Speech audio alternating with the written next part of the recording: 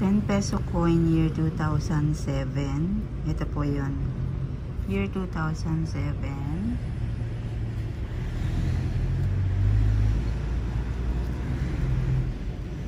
Yan. Pagka po nakahanap kayo ng 10 peso year 2007 at saka 10 peso year 2009, binibili ko po yun sa halagang 2K.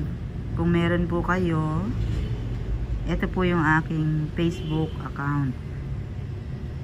Diyan nyo po isa-send sa messenger ko yung picture ng 10 peso coin na year 2007 saka year 2009. Pakisend po yung picture, tapos pwede rin tayong mag video call kung sakaling totoo na meron kayong nahanap.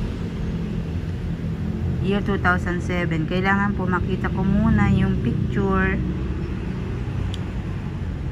tapos magkausap tayo para babayaran ko po kayo sa GCash.